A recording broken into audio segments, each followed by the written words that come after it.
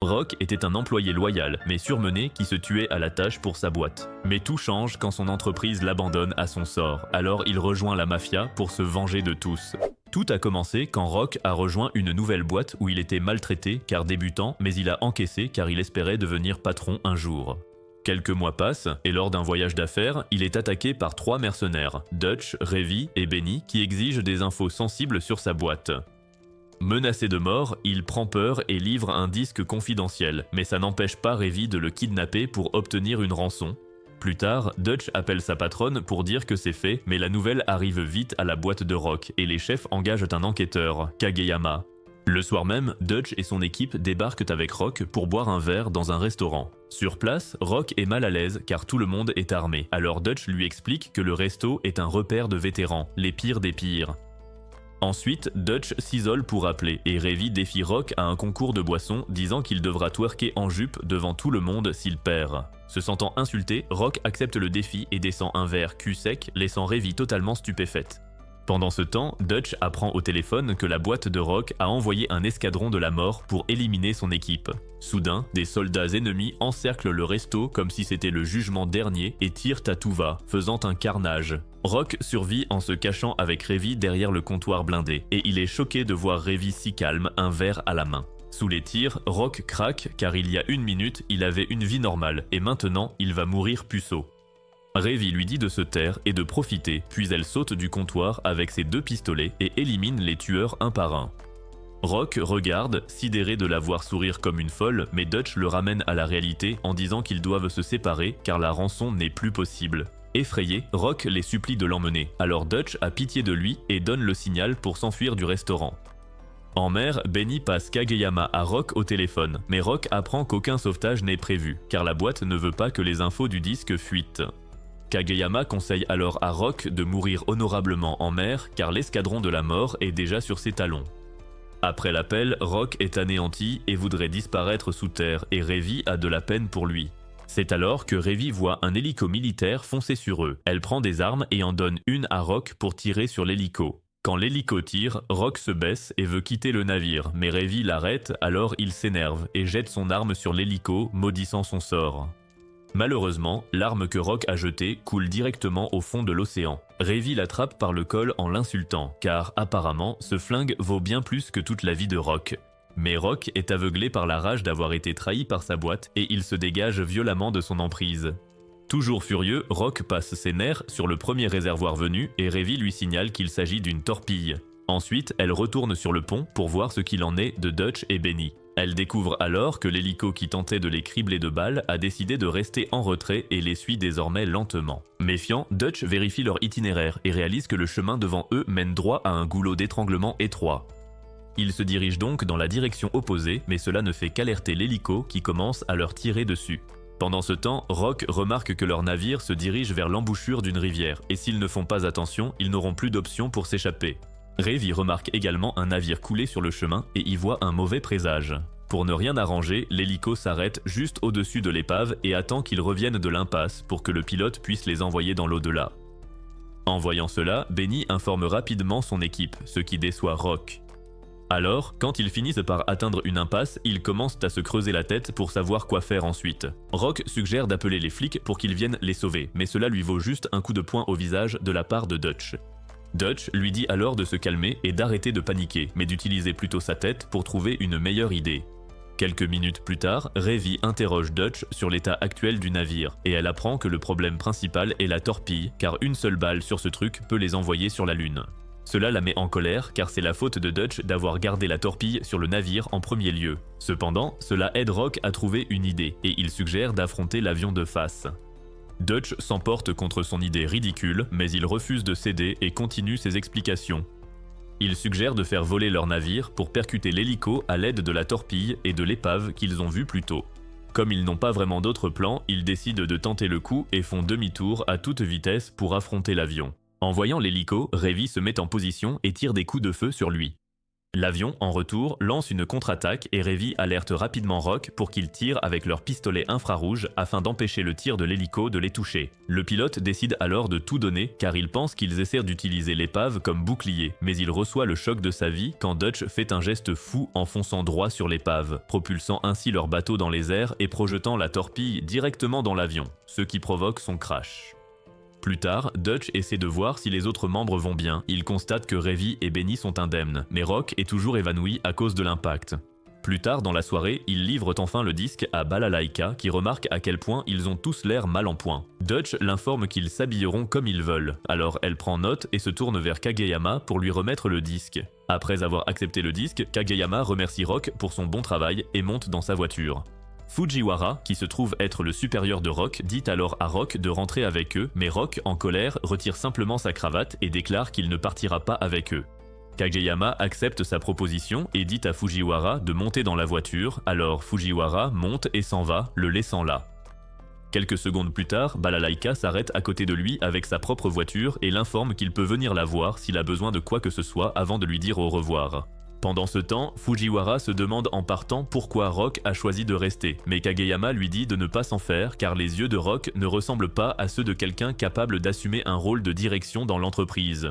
D'un autre côté, Dutch demande à Rock ce qu'il veut faire de sa vie et le gars déclare fièrement qu'il n'a nulle part où aller. Revy suggère alors qu'elle connaît une société de livraison qui aurait besoin de son aide et lui demande s'il serait intéressé. Mais Rock comprend vite que l'entreprise est impliquée dans des activités illégales, ce qui le fait rire. Une semaine après l'incident, Rock reprend son nouveau rôle au sein du groupe de Dutch en s'adressant par mégaphone à un énorme navire qu'il tente de détourner. Revy l'interrompt pour lui demander pourquoi il ne porte pas la chemise vintage qu'elle lui a achetée au marché, et il répond que c'est parce qu'il travaille. Il continue ensuite son annonce, mais le navire refuse de bouger. Revy prend alors les choses en main et sort son lance-roquettes. Voyant cela, il panique car il sait à quel point elle peut être folle et continue de supplier l'équipage du navire de s'arrêter. Revy lance la première attaque, prenant les membres de l'équipage par surprise. Elle prend ensuite le mégaphone de Rock et leur ordonne furieusement d'arrêter le navire s'ils ne veulent pas finir dans l'au-delà. Peu après, Dutch, sous le pont, demande à Benny par radio de dire à leurs clients qu'ils ont pris le contrôle du navire et qu'ils peuvent venir le chercher. Rock, quant à lui, fixe le navire en question et se demande comment il en est venu à travailler comme pirate. Revy ne tarde pas à interrompre ses pensées et lui dit de les suivre jusqu'au port pour aller déjeuner dans son restaurant préféré. La semaine suivante, Rock décide de s'offrir un rasage de près chez un barbier local. Après cela, il s'arrête à un étal de fruits pour prendre quelque chose de bon pour l'équipe. Mais à peine rentré, il croise Dutch qui sort pour des affaires personnelles. Alors, quand il arrive enfin dans leur appartement, il demande à Revy où se trouve Dutch. Revy répond qu'elle se fiche de ce que fait Dutch de son temps libre avant de croquer dans le fruit rapporté par Rock. Dès la première bouchée, elle le recrache et informe Rock qu'il s'est fait arnaquer avec des fruits pourris. Elle lui conseille d'être prudent en ville car tout le monde se trompe, il ferait mieux de ne plus croire tout ce qu'il voit. Pendant ce temps, Dutch se rend à une cabine téléphonique pour recevoir un appel concernant leur prochaine mission. Alors qu'il cherche son pain quotidien, Shin, l'un des rivaux de Balalaika, s'arrête pour le saluer. Shin en profite pour se plaindre que les affaires sont au ralenti, car Balalaika a accaparé la quasi-totalité du marché dans les environs. Il conseille donc à Dutch de se retirer avant qu'il n'agisse. Mais Dutch reste imperturbable et lui rappelle que Balalaika est bien plus honorable qu'il ne le sera jamais avant de partir. Agacé, Shin lui crie qu'il ne lui donnera pas de seconde chance, et Dutch répond que le sentiment est tout à fait réciproque. Dutch continue ensuite de marcher dans la rue jusqu'à passer devant un restaurant où un chef de la mafia le remarque.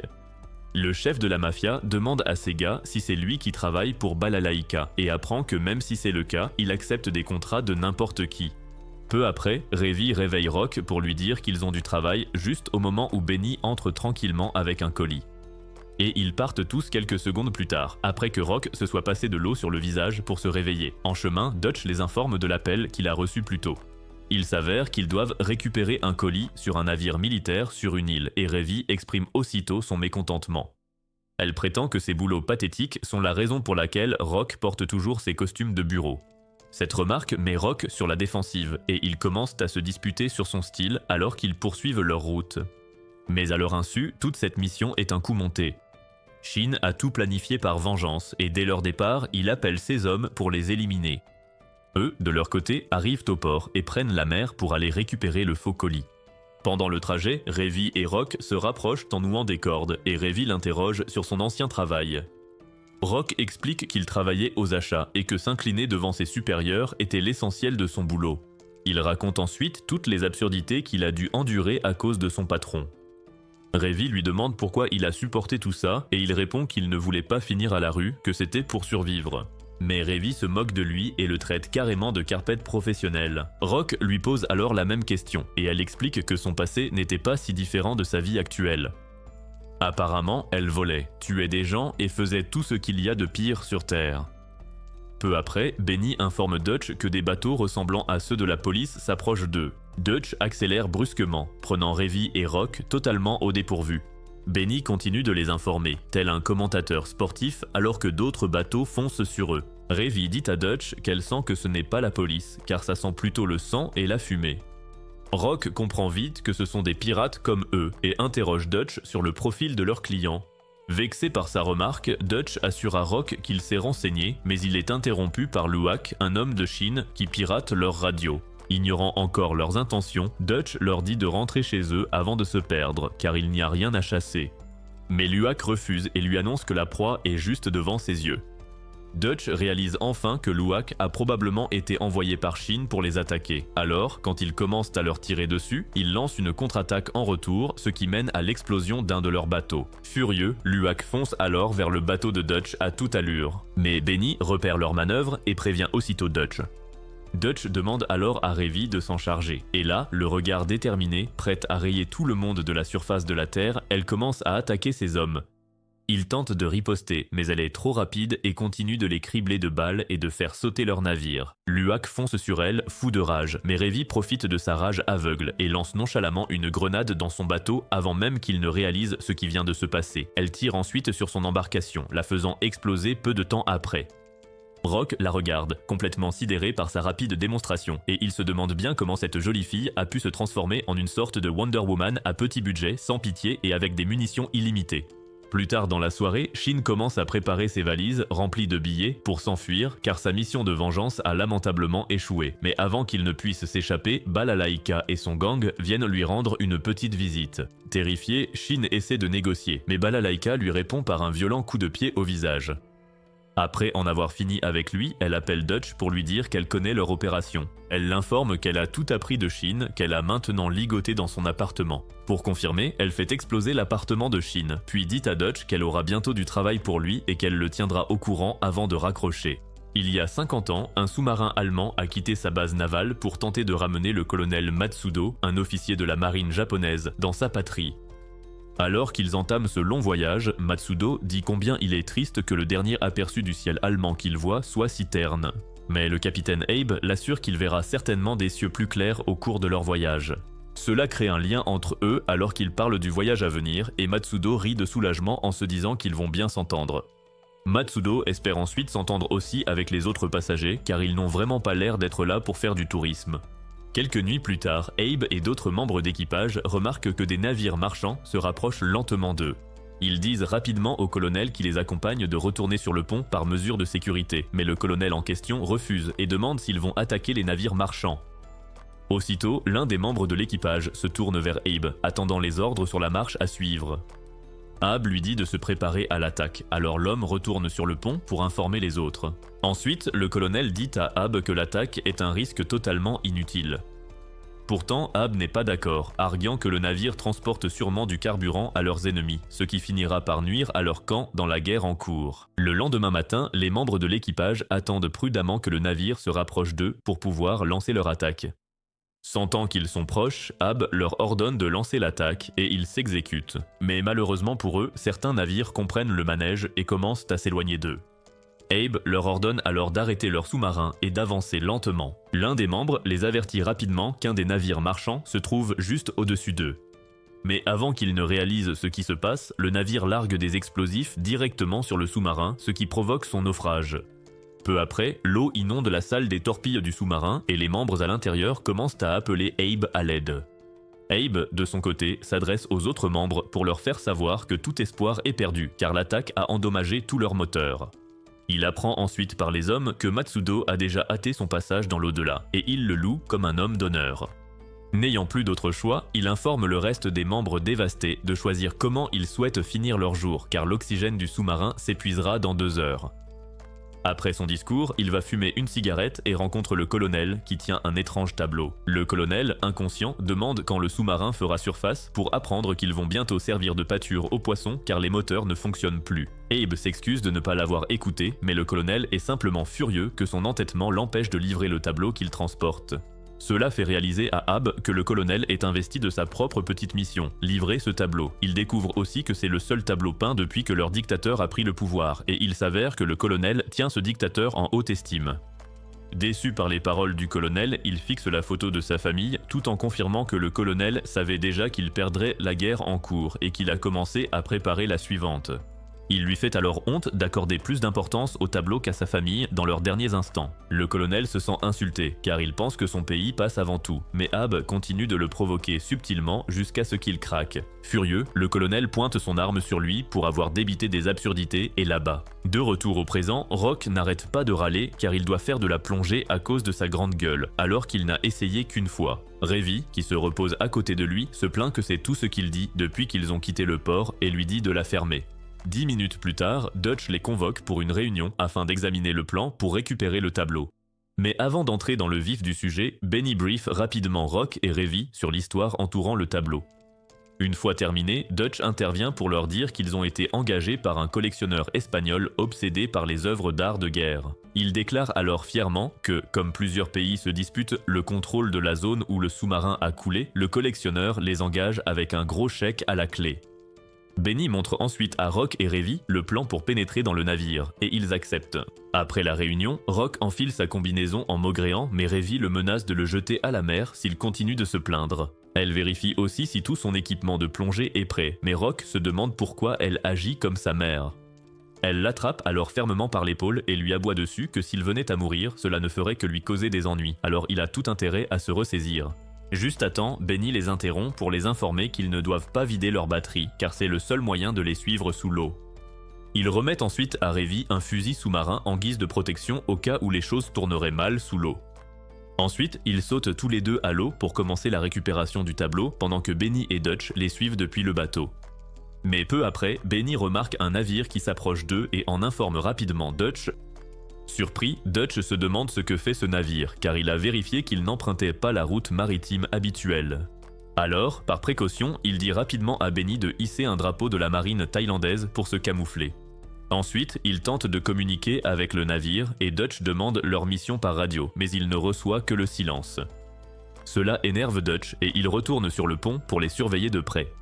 À leur insu, le navire appartient à des soldats allemands qui ont pris Dutch et sa bande pour des bandits marquant le territoire.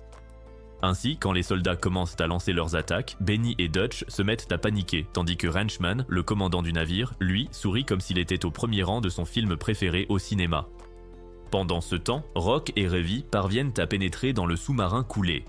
Dutch continue de piloter le navire pour éviter les missiles jusqu'à ce qu'il atteigne une distance de sécurité. Pendant ce temps, Rock et Revy se disputent à l'intérieur du sous-marin. Elle a fait exploser le navire sans le prévenir, ce qui l'a complètement pris au dépourvu. Revy lui dit de faire attention la prochaine fois avant de s'en aller, tandis que Rock ne cesse de se plaindre qu'un petit avertissement la prochaine fois ne lui ferait pas de mal, avant de ramasser par erreur un crâne. Il manque de hurler de terreur, le pauvre. Son cri alerte Revy, qui lui rappelle qu'ils sont dans un cimetière que les gens de la surface ont oublié. Ils continuent ensuite à marcher jusqu'à ce que Rock voit un livre appartenant à l'un des morts. Cela le fait s'arrêter et se demander ce qu'ils pensaient avant de rendre leur dernier soupir. Mais Revy lui conseille d'arrêter d'être émotif car ces hommes sont des inconnus et ses pensées ne résoudront rien. Il l'obtempère et il continue de marcher jusqu'à une partie du sous-marin remplie d'armes et de squelettes. Revy se dit qu'ils ont dû avoir une fusillade avant de mourir. Apparemment, le coup de feu du colonel a attiré les autres membres du sous-marin venus voir ce qui se passait et le colonel a commencé à tirer partout jusqu'à ce qu'un membre l'abatte enfin. Revy continue de chercher le tableau et Rock tombe soudainement dessus sous le corps du colonel et le sort. Cela excite Revy et elle lui dit de le garder pendant qu'elle part faire une petite quête secondaire. Confus, Rock demande ce qu'elle fait puisqu'ils ont déjà le tableau et il découvre qu'elle cherche tout ce qu'elle pourra revendre à leur retour. Pendant ce temps, les soldats allemands écoutent un discours de leur commandant. Ranchman les félicite pour leur bon travail et les informe qu'ils vont récupérer ce qu'ils ont perdu à cause de la guerre. Il nomme ensuite Feller, l'un des soldats, pour diriger l'équipe chargée de récupérer l'objet. Cela les rend émotifs, et ils se mettent à pleurer comme des bébés qui n'ont plus de lait. Feller jure de remplir son devoir, même au péril de sa vie, et tous les soldats entonnent leur hymne comme si leur vie en dépendait. Leur hymne bruyant alerte bientôt Benny et Dutch sur leur navire, ce qui leur permet de les identifier. Mais Dutch a d'autres soucis et demande si Benny a reçu un signal de Rock et Revy. Benny répond qu'ils sont toujours dans le sous-marin et remarque que les soldats descendent une cloche à l'eau. Il demande rapidement à Dutch ce qu'il faut faire ensuite, car il semblerait bien qu'ils se dirigent eux aussi vers le sous-marin. Mais Dutch lui répond qu'ils doivent juste attendre pour l'instant, même si ça l'agace énormément. Ils doivent attendre le bon moment pour pouvoir frapper, quand ils s'y attendront le moins. Sous l'eau, Revy retourne auprès de Rock avec son butin, mais alors qu'elle se vante de ce qu'elle a trouvé, Rock, tout d'un coup, se met en mode police morale et lui déconseille de les ramener. Revy se moque de lui car il essaie de jouer les prêtres, mais Rock lui explique que ces objets sont la preuve de ce que ces gens ont fait et qu'il serait totalement injuste de les en dépouiller. Il lui montre ensuite une photo de la famille du capitaine qu'il a trouvée et lui dit qu'il mérite ces objets plus qu'elle. Voyant sa réaction, Revy lui fait la leçon. Au bout du compte, seul l'argent donne de la valeur aux objets. Rock se demande si l'argent est en fait une sorte de dieu dans son monde. Revy en profite alors pour raconter comment elle croyait en Dieu quand elle vivait encore dans la rue. Elle a cessé d'y croire le jour où des flics l'ont tabassée pour quelque chose qu'elle n'avait pas fait. Ce passage à tabac fut si terrible qu'elle a compris que seul l'argent et les armes lui donneraient du pouvoir. Rock s'excuse d'avoir été un peu insensible, mais Revy, elle, n'en a vraiment que faire car elle ne cherchait absolument pas à se montrer pitoyable. Elle le prévient plutôt que la prochaine fois qu'il essaiera de lui parler de ce qui est convenable, ce sera la dernière fois qu'il fera partie de leur équipe, car elle déteste qu'on la rabaisse, surtout venant de son propre équipage. Rock reçoit le message 5 sur 5, mais ils sont interrompus par les soldats qui tentent d'ouvrir le sous-marin. Confus, Rock demande à Revy ce qu'il se passe. Toujours agacé, Revy lui dit de se mettre à l'abri et de rester hors de la ligne de mire pendant qu'elle fait face aux intrus. Cependant, Rock refuse et reste avec elle. Alors, quand les soldats pénètrent dans le sous-marin, ils commencent à compter leurs pas pour savoir à combien de personnes ils ont affaire. Revy le corrige en lui disant de se concentrer plutôt sur le bruit des armes à leur ceinture, puis elle tire sur les soldats qui ne se doutent de rien. Une fusillade éclate bientôt entre eux deux, et dans la mêlée, Rock perd par erreur le tableau au profit des soldats. L'un des soldats quitte rapidement le sous-marin avec le tableau juste au moment où Revy lance une grenade dans l'espoir de l'atteindre. Mais le soldat sans cœur sacrifie simplement le reste de ses compagnons dans le sous-marin et dit à ceux de la capsule de remonter à la surface, tandis que Rock et Revy les suivent peu après. Sur le chemin du retour, le soldat sans cœur informe Ranchman par radio qu'il a trouvé le tableau mais que des ennemis les suivent. Pendant ce temps, Dutch et Benny surveillent également leurs mouvements et s'inquiètent pour eux car c'est pratiquement une mission suicide. Les soldats commencent à tirer dans l'eau dans l'espoir de toucher Rock et Revy, et lorsqu'ils ne remarquent plus aucun mouvement, ils commencent à jubiler pensant avoir gagné. À leur insu, Rock et Revy retournent sur leur navire pour donner aux autres les dernières nouvelles. Ils apprennent alors l'identité des soldats et Revy suggère d'aller leur donner une leçon et de récupérer le tableau. Dutch accepte immédiatement car il ne les apprécie pas non plus. À l'intérieur du navire allemand cette nuit-là, Ranchman jette un œil au tableau et commence à s'émerveiller de sa splendeur. Weller, qui est avec lui, se demande pourquoi la plupart de leurs ressources ont été utilisées pour récupérer le tableau, et il apprend que l'œuvre servira de base au début d'un mouvement socialiste imparable. Dutch et Rock, de leur côté, parlent également du tableau. Dutch se demande pourquoi les soldats ont dû venir avec autant d'armes et d'équipements pour récupérer un simple tableau. Rock souligne également qu'ils ont été engagés avec une énorme somme d'argent pour obtenir le tableau, ce qui fait espérer à Dutch que le mystère derrière l'œuvre sera résolu lorsqu'ils attaqueront le navire. Il dit ensuite à Rock d'aller voir Revy et de s'assurer qu'elle dîne. Rock va donc apporter le dîner à Revy, mais elle refuse de lui prêter attention. Rock tente alors de s'excuser si c'est à propos de ce qui s'est passé au sous-marin, mais elle lui dit qu'il n'y a aucune raison d'en reparler puisqu'ils ont déjà réglé la question. Plus tard, Dutch et Revy se préparent à partir vers le navire allemand. Dutch informe Revy qu'elle doit distraire les soldats avec son arme pendant qu'ils cherchent le tableau, et elle accepte car elle est déjà d'humeur à se battre. Alors qu'ils avancent, Revy pousse Rock hors de son chemin et lui dit qu'elle y va déjà. Mais quand elle finit par partir avec Dutch et qu'il lui demande ce qu'il se passe entre elle et Rock, elle ment en disant que tout va bien. Pendant ce temps, les soldats continuent de célébrer leur succès avec des bouteilles de bière et des chants de victoire. L'un des soldats ivres se dirige vers les toilettes pour se soulager mais s'arrête en chemin lorsqu'il voit un étrange crochet. Il comprend vite qu'il doit s'agir d'intrus, mais avant qu'il ne puisse alerter les autres, Revy l'arrête avec un pistolet sur la tempe et l'élimine. Le bruit du coup de feu alerte les autres soldats qui commencent à se demander d'où il provient. L'un d'eux pense qu'il s'agit probablement de soldats ivres qui s'amusent trop, alors il ordonne à un autre d'aller les arrêter, pour n'entendre que des coups de feu quelques secondes plus tard. Il va immédiatement voir ce qui se passe, mais il ne trouve que la mort, car Ravi ne les ménage pas. Un autre soldat court alors informer Wrenchman des derniers événements, le prenant totalement au dépourvu. Ravi continue de cribler de balles chaque soldat croisé, comme pour monter de niveau dans un jeu, tandis que Dutch bloque des chefs d'escouade ailleurs dans le navire. Une fois débarrassé d'eux, il exprime sa déception face à leur faiblesse, avant de se diriger vers le bureau du commandant. En arrivant, les soldats protégeant Wrenchman lui tirent dessus immédiatement, et il leur rend l'appareil, ce qui finit mal pour eux. Il contacte ensuite Ravi par radio pour lui dire qu'il a trouvé le bureau, mais elle ne répond pas, trop occupée par sa tâche. Elle est dans la salle des marins et l'un d'eux explique vite qu'ils ont juste été engagés par les soldats, mais Ravi lui coupe la parole d'un coup de poing en plein visage. Elle lui tire ensuite dans la jambe et s'apprête à viser la tête, mais Dutch l'arrête juste à temps. Ensuite, il l'entraîne à l'écart pour être seul et lui rappelle leur mission. En tant qu'employeur, il lui conseille de rester calme pour ne pas tout gâcher, mais elle se moque de lui et ils finissent par se braquer mutuellement. Les soldats qui écoutent leur conversation tentent de profiter de la situation, mais Ravi et Dutch les devancent en les abattant froidement. Peu après, Wrenchman appelle son patron pour lui dire que tout est sous contrôle, même si c'est un pur mensonge. Son patron démasque pourtant ses mensonges et lui dit que seul le tableau l'intéresse. Dutch et Ravi, de leur côté, cherchent le tableau après avoir éliminé les soldats et Dutch en profite pour demander si Ravi s'est calmé. Ravi feint l'ignorance, mais Dutch lui fait savoir qu'il connaît son humeur massacrante à chaque nouveau membre, comme lorsqu'ils ont recruté Benny. Ravi change de sujet, ce qui amène Dutch à aller inspecter une pièce en promettant de reprendre leur discussion plus tard. Ravi soupire en réponse avant de remarquer un soldat surgir d'une autre pièce. Le soldat commence à se vanter, mais Ravi se lasse vite de son discours et le fait taire définitivement d'une seule balle. Le bruit du coup de feu parvient à Wrenchman, toujours au téléphone avec son patron, et il commence à paniquer. Pour ne rien arranger, Dutch entre quelques secondes plus tard. Voyant qu'il est au téléphone, Dutch lui dit de poursuivre sa conversation en attendant qu'il finisse. Le patron du commandant est amusé par son audace et demande à Wrenchman de lui passer le téléphone, ce qu'il fait. Dès qu'il prend l'appareil, Dutch ne perd pas un instant pour se plaindre de l'incompétence totale de ses subordonnés et le patron s'excuse pour leurs prestations plutôt honteuses. Dutch s'enquiert ensuite du tableau pour réaliser que l'homme au bout du fil est le client même qui l'a engagé. Apparemment, le patron veut juste voir qui l'aura en premier, et son obsession pour le tableau s'explique par d'importants dossiers qu'il contient et qu'il doit récupérer.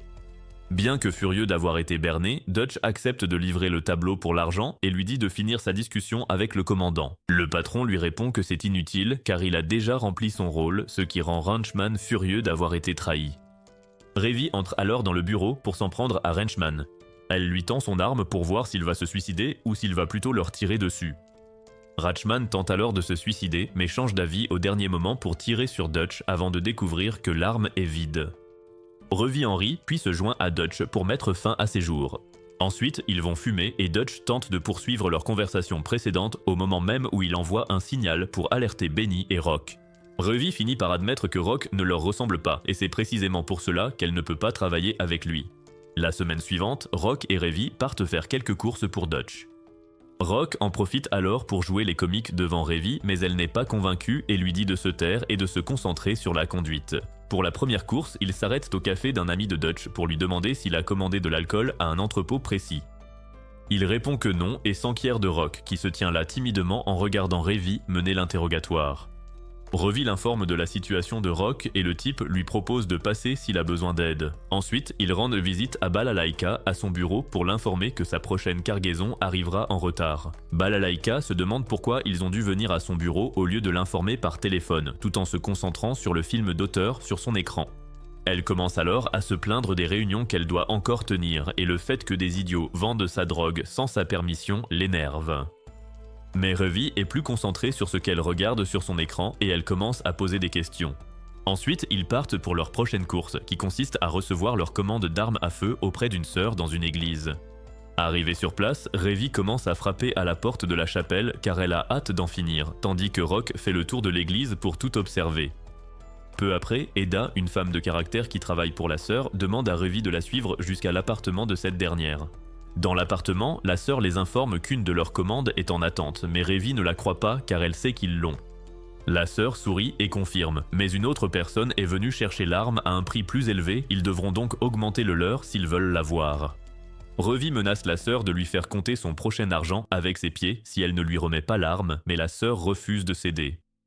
Sentant que la situation commence à dégénérer, Rock intervient pour apaiser les tensions. Il commence par complimenter le thé servi et demande de quel produit il s'agit. La sœur se rend compte qu'il s'y connaît vraiment bien et elle lui indique le produit, ce qu'il utilise ensuite pour plaider leur cause. Il explique que certains vendent de la drogue sans permission et que la mafia locale recherche activement les coupables. Il comprend alors qu'elles sont derrière tout ça, car leurs activités religieuses servent de couverture idéale.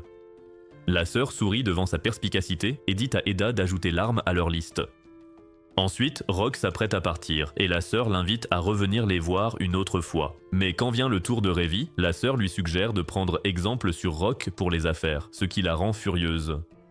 Plus tard, Rock sert un repas à Revi au marché en espérant qu'ils mangeront avant de rentrer, mais Revi refuse car elle est toujours en colère et réclame les clés pour rentrer seule. Rock refuse et elle lui conseille de retourner chez lui, mais il lui rappelle que c'est elle qui l'a invité, une décision qu'elle regrette déjà. Rock lui fait alors savoir que si elle boude encore pour ce qui s'est passé dans le sous-marin, il ne compte plus s'en excuser. Elle prétend avoir mal entendu, alors Rock se lève pour affirmer sa décision, la prenant de court. Elle se ressaisit vite et le braque car il vient de franchir une ligne rouge non négociable. Elle lui demande ensuite ce qu'il voudrait voir écrit sur sa pierre tombale, et il lui répond avec confiance qu'elle devrait écrire « Il n'existe aucun remède pour les idiots violents ». Elle tire, mais Rock dévie son arme, envoyant la balle dans la direction opposée. Il écarte son arme, la saisit par le col et craque enfin, lassé de subir ses sautes d'humeur. Il l'incendie en lui disant qu'elle joue les grandes méchantes avec un but noble alors qu'elle n'est qu'une petite voleuse de cadavres. Furieuse, elle se dégage de son emprise et lui réplique violemment qu'il n'a absolument aucun droit de lui parler de cette façon, surtout qu'il n'a aucune idée de ce qu'elle a pu traverser. Pour sa défense, il affirme qu'il n'aurait jamais pu savoir quoi que ce soit à son sujet, tout comme elle ne sait rien de lui, mais tire toujours des conclusions hâtives pour se sentir comme une héroïne tragique. Il continue de se disputer pour savoir qui a raison jusqu'à ce qu'elle lui assène un violent coup de poing au visage. Elle sent qu'elle est allée trop loin et il explique que c'est elle qui l'a invité dans le groupe quand il pensait sa vie finie, lâchée par ses supérieurs. Et pour la première fois de sa vie, il s'est enfin senti libre. S'il est en colère, c'est parce que la femme qu'il a accueillie au plus bas agit maintenant comme les supérieurs qui l'ont trahi et il ne le supporte pas. Revi s'adoucit un peu et ils se chamaillent comme deux idiots têtus jusqu'à ce que la police intervienne suite à un signalement. Le chef de la police demande à Revi de cesser ses nuisances, mais elle rétorque que c'est pour ça que Dutch lui donne de grosses enveloppes. Le chef retire rapidement ses propos et lui dit de garder ses ennuis loin des regards indiscrets afin qu'il n'ait pas à annuler ses projets de golf à cause d'elle. Il l'informe ensuite qu'ils doivent les emmener pour les formalités administratives. En route vers le poste dans le véhicule de police, Revi demande sincèrement à Rock de quel côté il aimerait être. Rock répond qu'il est avec eux et elle allume sa cigarette avec la sienne alors qu'ils continuent leur route vers le poste. 3 jours plus tard, Rock supervise l'expédition d'armes vers un autre navire et une fois terminé, il informe Dutch par radio que l'envoi est fini. Dutch lui demande alors s'il a récupéré le colis qu'ils doivent ramener avec eux. Bien que Rock soit sceptique au début, il répond qu'il l'a, alors Dutch lui dit de revenir à leur navire pour qu'ils puissent partir. Juste à temps, Revi s'approche de Dutch pour voir ce que Rock fabrique. Voyant qu'il se rend utile, elle dit à Dutch qu'elle n'aime toujours pas Rock, mais que son allure professionnelle est parfaite pour leur boulot. Elle demande ensuite à Dutch si Rock s'inquiétait à propos du colis qu'il va ramener, et quand Dutch lui confirme que oui, elle en conclut qu'il est vraiment sans espoir s'il se fait tant de soucis pour un si petit boulot. Mais en voyant Rock arriver avec un jeune garçon quelques secondes plus tard, elle est choquée de voir que le gamin est le colis. Elle se ressaisit vite et l'emmène à la cabine sur ordre de Dutch, mais il tressaille quand elle le touche. Elle le traîne alors sans ménagement jusqu'à la cabine, tandis que Rock regarde le pauvre garçon avec horreur. Au début du voyage, Dutch précise à Rock qu'ils sont avant tout une société de transport dont le rôle est de livrer des colis à leur destination. Rock sait très bien qu'il dit cela parce qu'il ne veut absolument pas qu'il s'attache au jeune garçon, alors il le rassure en lui disant qu'il comprend tout à fait son point de vue. Pendant ce temps, le garçon jette sa nourriture au visage de Revi, ce qui lui vaut de se faire insulter. Rock entend cela et commence à avoir de la peine pour le petit garçon. Alors, quand Dutch lui dit de prendre la place de Revi pour garder le gamin, il accepte immédiatement. Rock fait sortir une Revi furieuse de la cabine pour le regretter aussitôt car le plus jeune lui jette aussi sa nourriture. Mais contrairement à Revi, Rock tente de le calmer mais le garçon refuse et le traite de méchant à la place. Rock comprend tout à fait son point de vue, et ça fait réaliser au jeune homme qu'il a l'air d'une personne tout à fait normale comparée aux autres gars. Il se confie ensuite à Rock et demande s'il va être vendu, mais Rock évite la question car il sait que la réponse sera mauvaise et demande si le garçon s'inquiète de son sort, pour découvrir qu'il est sûr que son père viendra le sauver. Surpris, Rock l'interroge sur sa famille, car il pensait qu'il était orphelin. Il apprend que le garçon s'appelle Garcia et qu'il est membre de l'une des plus grandes familles d'Amérique du Sud. Au début, Rock pense que le jeune homme lui ment, mais il commence à le croire quand celui-ci lui raconte que son père était harcelé par un gang mafieux qui voulait s'emparer de ses terres, riches en minerais, et que cela a finalement conduit à son enlèvement. Pendant ce temps, Dutch s'inquiète que Rock passe trop de temps avec Garcia, et Ravi dit qu'il écoute sûrement ses histoires tristes et qu'il viendra bientôt leur demander de le libérer. Juste à temps, Rock revient, et elle confirme ses dires, car son visage exprime tout ce qu'elle a besoin de savoir. Rock leur raconte tout ce que Garcia lui a confié et suggère d'attendre un peu avant de le livrer à la mafia. Mais Ravi le contredit sèchement en lui disant d'arrêter de s'apitoyer sur ce colis et de se concentrer plutôt sur le profit qu'ils vont en tirer. Rock souligne que le client ne leur a pas dit que Garcia faisait partie d'une telle famille, ce qui devrait les inquiéter. Dutch comprend alors ce que Rock veut dire, se demandant pourquoi la mafia n'a pas juste demandé une rançon pour en finir, plutôt que de chercher à vendre Garcia.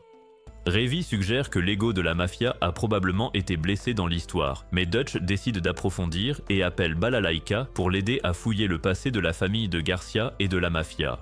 Après l'appel, Dutch demande à Rock si le père de Garcia est aussi important que ce dernier le prétend. Rock répond qu'il n'en sait rien, car sa famille n'a les moyens d'avoir qu'une seule bonne, ce qui pousse Ravi à suggérer avec sarcasme que la bonne viendra peut-être sauver Garcia. Sans qu'il le sache, la bonne de Garcia est déjà arrivée dans la ville où la vente doit avoir lieu et elle commence à poser des questions, cherchant quelqu'un d'Amérique du Sud comme elle. Elle apprend que le seul endroit où obtenir des informations fiables est un bar rempli de gangsters et elle décide délibérément de prendre le risque. Pendant ce temps, Dutch et le reste de la bande viennent tout juste d'arriver en ville et ils emmènent Garcia à l'endroit où ils sont censés le livrer. En chemin, Ravi commence à se moquer de la vie de Garcia, entouré de bonnes pour satisfaire ses moindres besoins quotidiens. Aussitôt, Garcia la corrige en affirmant que sa famille n'a qu'une seule bonne nommée Roberta et il est certain qu'elle est bien plus forte que Ravi. Cette déclaration choque les hommes, mais Ravi éclate de rire car elle n'en croit pas ses oreilles. Rock demande à Garcia pourquoi il pense cela et Garcia lui explique qu'il joue toujours au bras de fer avec Roberta parce qu'elle perd systématiquement à chaque fois sans exception. Mais un jour, la mafia a débarqué chez eux alors qu'ils jouaient et dès qu'elle a senti leur arrivée, elle s'est raidie. Il a alors tenté de la battre avec sa force habituelle, mais son bras était dur comme l'acier, lui faisant réaliser qu'elle l'avait toujours laissé gagner exprès. Cependant, la fameuse Roberta est déjà installée au bar où elle devait se rendre lorsque le chef de la mafia et sa bande font leur entrée. Ils viennent lui demander des comptes car ils ont entendu des rumeurs persistantes sur une domestique qui rôde en ville et pose trop de questions. Elle, de son côté, attendait déjà avec impatience de rencontrer ceux qui l'avaient approchée. Alors, elle saisit l'occasion pour leur montrer son parapluie, qui se révèle être aussi son arme secrète et les attaque, juste au moment où Garcia et les autres entrent dans le bar et la découvrent. Avant d'arriver au bar, Garcia voit des filles sexy dans les rues attendant que des hommes les abordent, et il confie à Rock que cette ville est très différente de celle où il a grandi. Rock s'excuse qu'ils doivent voir ça alors qu'il n'est qu'un enfant, et il lui demande s'il croit vraiment que Roberta viendra le chercher. Garcia se porte garant d'elle, et ça rend Rock un peu jaloux de voir cette confiance au sein de sa famille, parce que sa propre situation familiale n'est vraiment pas brillante. Il demande ensuite à Ravi si elle le sauverait s'il était enlevé, mais Ravi lui répond qu'elle ne lui pardonnerait même pas d'avoir été assez stupide pour se faire kidnapper. En entendant sa réponse, il se tourne vers Garcia pour lui dire que c'est le genre d'ami qu'il fréquente et qu'il est donc fichu. Peu après, ils arrivent au bar et voient la bande de la mafia rire de quelque chose que Roberta a dû dire. Alors, quand il la voit enfin passer à l'action avec son parapluie contre l'un des mafieux, il reste là, totalement stupéfait. Le chef de la mafia s'énerve et ordonne à ses hommes de lui apporter la tête de Roberta. Les hommes commencent alors à lui tirer dessus, mais elle esquive chaque balle avec désinvolture grâce à son seul parapluie. Voyant qu'elle est calme, le gang commence à croire qu'il a enfin le dessus, mais c'est alors que Roberta se lève majestueusement et commence à leur tirer dessus avec son parapluie. Le gang n'arrive pas à croire à l'horreur qu'il vit, l'un des membres s'enfuyant pour sauver sa peau. Dutch, lui, a plutôt l'impression qu'ils sont en train de déranger leurs affaires en cours. Du coup, il suggère aux autres de quitter la table qui leur sert d'abri et d'aller plutôt pêcher, histoire d'attendre que les choses se calment un peu au bar. Il leur dit aussi d'abandonner Garcia puisqu'il ne vaut plus rien, alors ils s'en vont tous, ce qui attriste Garcia. Rock s'arrête pour lui dire de ne pas bouger jusqu'à ce que tout soit calme, après quoi il pourra rentrer dans sa ville natale avec sa bonne. Mais Garcia a trop peur de partir avec elle car il ne connaît pas cette version héroïne d'action. La Roberta qu'il connaît n'est pas capable de telles prouesses et cela fait de la peine à Rock. Pendant ce temps, le barman se cache derrière son comptoir et se demande à qui il va envoyer la facture pour les dégâts causés à son bar. Alors, quand il voit Ravi s'éclipser, il la reconnaît immédiatement et l'appelle par son nom. Confuse, Ravi regarde dans sa direction pour voir si elle le connaît, et le barman se met à l'insulter, pensant qu'elle est responsable du grabuge, car c'est une faiseuse de troubles notoires. Ravi lui crie que ce n'est pas elle, alors que le bar redevient soudainement calme. Le chef de la mafia la reconnaît aussitôt, et c'est là qu'il réalise qu'ils sont dans le bar. Alors, il demande pourquoi ils ne lui ont pas livré son colis. Dutch lui répond qu'il ne devrait pas tirer de conclusions hâtives, mais le chef aperçoit Garcia et se met à pester contre Dutch, lui reprochant d'ignorer leur contrat. Dutch lui conseille de se calmer et de parler du paiement plus tard, tandis que Garcia continue de fixer Roberta avec effroi. Roberta s'excuse de s'être montrée ainsi en plein combat et promet de s'expliquer plus tard, avant de remarquer Rock à ses côtés. Immédiatement, elle pointe son parapluie vers lui, mais Garcia l'empêche de tirer. Juste à temps, Ravi braque Garcia et conseille à Roberta de reculer si elle veut récupérer Garcia en un seul morceau. Roberta la fixe un instant pour réfléchir, puis elle finit par réciter le credo de la famille Garcia. Après cela, elle informe Ravi qu'elle n'acceptera pas sa requête et sort sa mallette qui sert aussi d'arme pour l'attaquer. Ravi lâche Garcia et court se cacher derrière le comptoir contre l'avis du barman, mais Roberta tire quand même, la faisant lourdement chuter. Peu après, le chef de la mafia tire sur Roberta car le credo qu'elle a récité lui a rappelé qu'elle est une fugitive recherchée qui se cache depuis un moment. Roberta riposte également, ce qui pousse Dutch, qui observe de loin, à dire que ce combat fait passer les plus grandes batailles pour un pique-nique. Benny vérifie ensuite si Ravi va bien et il découvre qu'elle souffre d'une légère commotion cérébrale due au choc. Garcia, lui, continue de regarder Roberta avec incrédulité et la supplie d'arrêter, ce qui pousse Rock à le regarder avec pitié. Son regard est vite interrompu par Dutch, qui l'appelle à les suivre pour s'échapper. Et alors qu'il s'apprête à les rejoindre, Garcia l'arrête et le supplie de l'emmener avec lui. En entendant cela, Roberta s'arrête pour regarder Garcia, qui continue de supplier Rock de l'emmener avec lui. Elle le regarde ensuite partir en compagnie de Rock, et pour la première fois, elle est complètement ébranlée. Le chef de la mafia tente de profiter de sa distraction. Il pointe son arme sur elle et commence à énumérer tous les crimes qu'elle a commis depuis qu'elle a quitté l'armée il y a des années. Et comme les cartels de la drogue ont mis sa tête à prix, le chef de la mafia ne voit pas d'inconvénient à la leur livrer pour de l'argent facile. Cependant, Roberta a complètement perdu la volonté de continuer puisque la personne qu'elle essaie de protéger semble la détester maintenant. Elle leur fait donc ses adieux en lâchant des grenades de sa robe, faisant ainsi exploser tout l'endroit en quelques secondes. Peu après, Roberta sort du bâtiment en flammes, vole une voiture et poursuit Dutch et les autres, qui s'échappent déjà. En la voyant, ils essaient immédiatement de réveiller Ravi, car elle est la seule à pouvoir s'occuper de ce monstre. Pendant ce temps, Roberta tente de leur barrer la route, ce qui mène à une course-poursuite intense qui dure des heures. Roberta finit par les rattraper en sautant sur leur voiture en marche, ce qui surprend Garcia. Immédiatement, Dutch dit à Rock et Garcia de se baisser pour qu'ils puissent tirer, mais l'infatigable Roberta saute sur le toit et commence à cribler le véhicule de balles. Malgré cela, Benny continue de conduire le véhicule jusqu'à ce qu'il s'écrase dans une impasse. Cela permet à Ravi de reprendre conscience, et la première chose qu'elle demande est s'ils ont fini par achever Roberta. Juste à temps, Roberta apparaît soudainement devant eux et Ravi sort précipitamment du véhicule.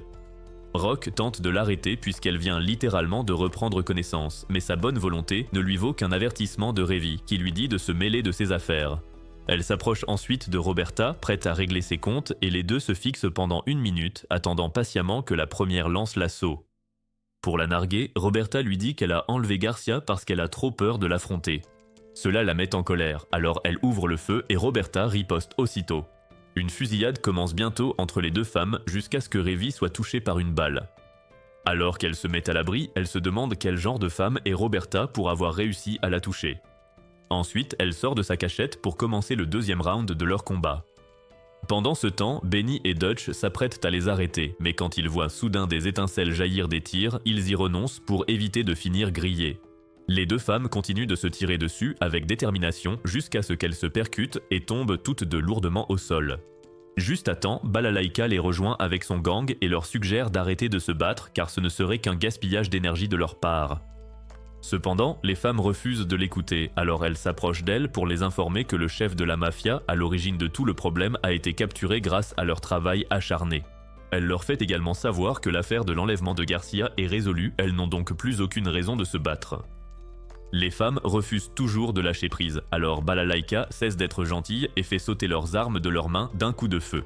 Elle les informe ensuite qu'elle leur a donné un ordre et non une requête, alors elle ferait de mieux de changer d'attitude. Revi, quant à elle, observe le gang de Balalaïka et se demande qui ils peuvent bien être car ils portent tous des uniformes militaires. Mais ses pensées sont vite interrompues quand Garcia interpelle Roberta pour lui montrer qu'il n'est pas blessé.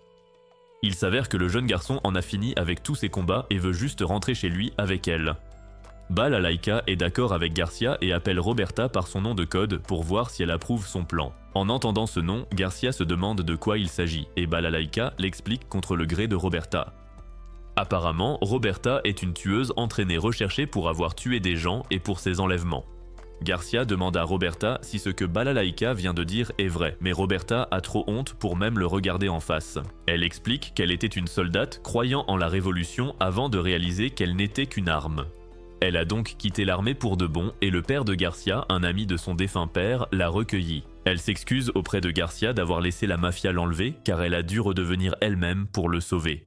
Garcia la frappe alors au torse, demandant s'ils resteront une famille car il ne connaît que la Roberta joueuse. Ce geste touche Roberta, qui se met alors à essuyer les larmes qui coulent désormais de ses yeux. Voyant qu'ils se sont réconciliés, Balalaïka suggère d'en rester là, mais Revi l'interrompt car elle a des comptes à régler avec Roberta, surtout maintenant qu'elle a été blessée par balle lors de son attaque. Dutch suggère que les deux femmes s'affrontent à main nue jusqu'à épuisement, et Revi accepte aussitôt. Roberta, quant à elle, demande la permission à Garcia, et après avoir obtenu son accord, elle accepte. Peu après, les deux femmes se font face et Roberta ruse pour que Revi regarde ses lacets avant de la frapper. Benny, Dutch et Balalaïka éclatent de rire, ce qui met Revi en colère et elle lui rend immédiatement son coup. Elles commencent alors à s'échanger des coups comme lors d'un tournoi de boxe, tandis que Garcia encourage Roberta.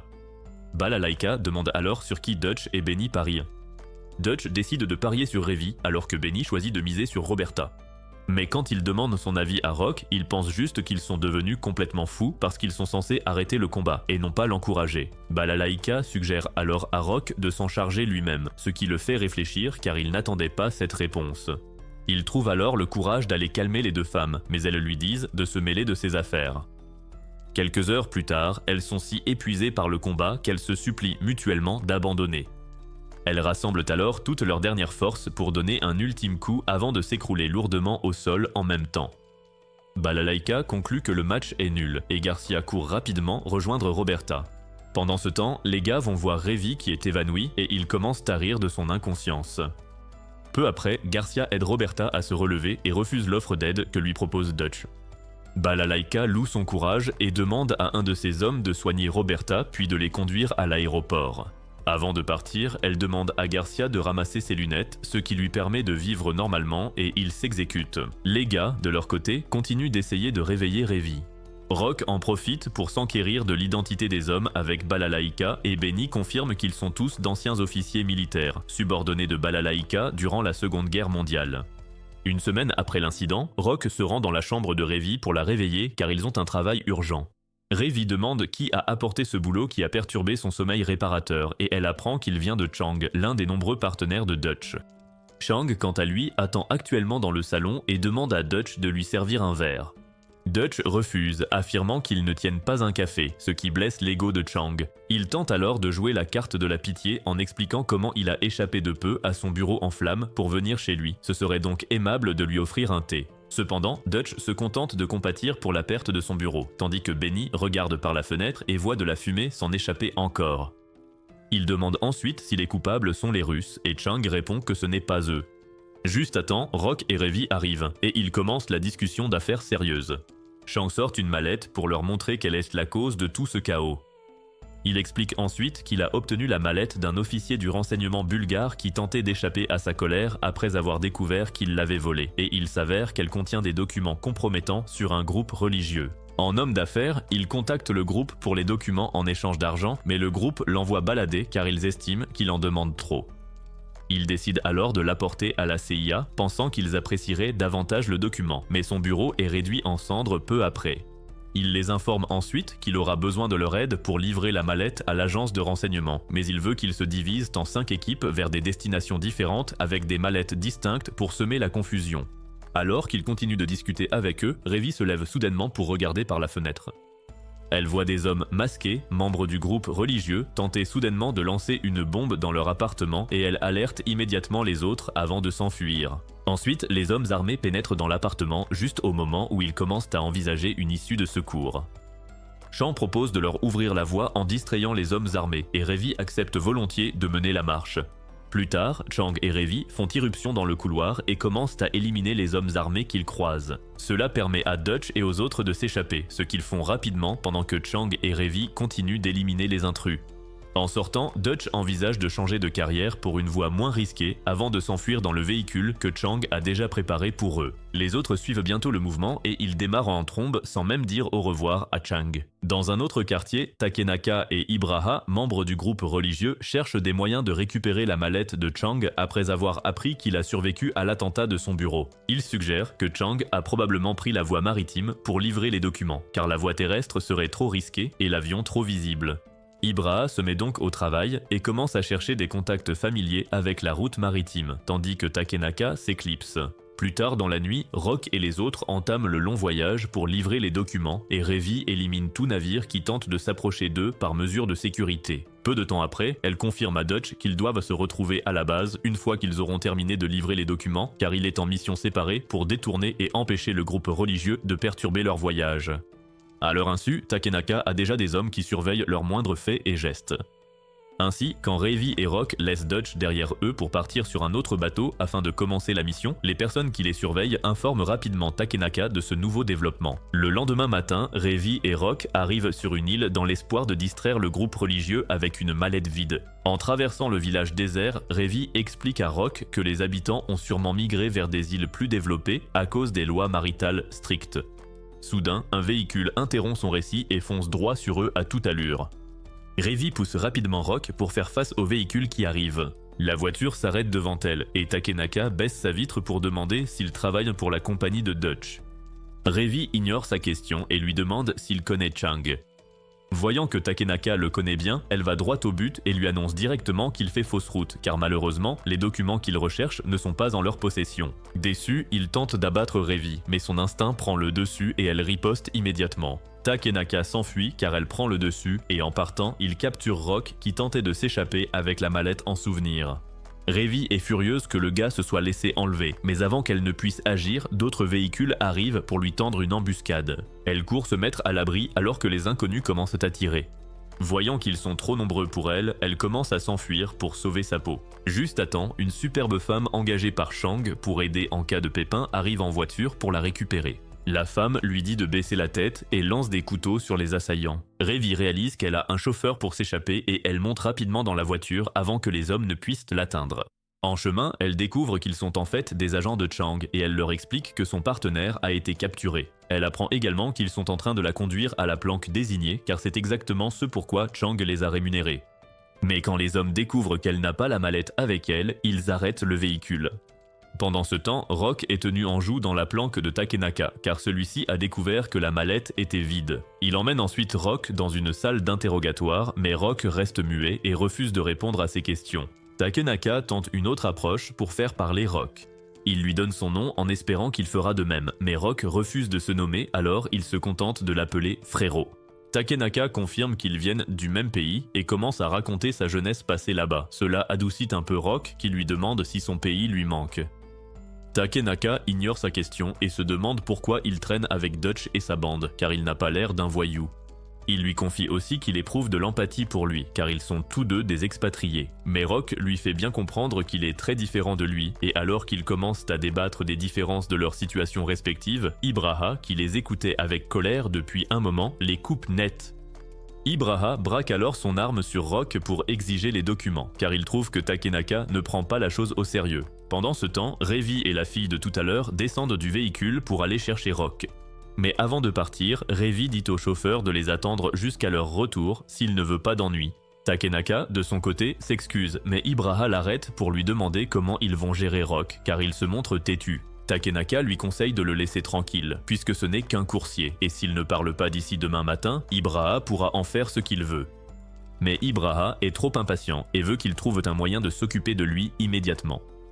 Takenaka lui dit de se calmer et lui fait savoir qu'ils peuvent s'en prendre à Revi s'il refuse d'obtempérer. Plus tard dans la soirée, Ibraha entre dans le bureau de Takenaka, toujours en colère que Rock ait refusé de lui dire où se trouvaient les documents, pour l'informer que leurs renseignements ont confirmé 3 autres mallettes vides. Il presse ensuite Takenaka de les laisser faire pression sur Rock pour qu'il leur donne les bonnes informations. Takenaka en a assez de ses manigances et commence à lui demander s'il a envoyé un groupe de recherche pour chercher Revi puisqu'il est si concentré sur les documents, et il reste sans voix.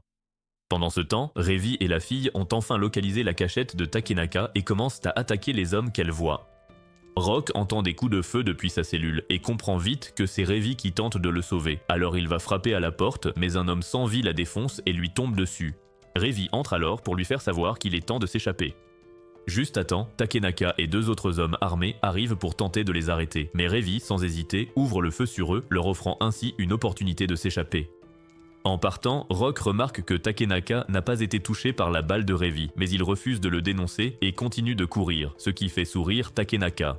Ils se précipitent ensuite dans la voiture et Revi fait signe au chauffeur de démarrer. Cependant, le chauffeur est trop défoncé par son herbe spéciale pour comprendre ce qui se passe, alors Revi lui donne un coup de pied dans le dos pour lui remettre les idées en place car leurs vies sont littéralement en danger en ce moment.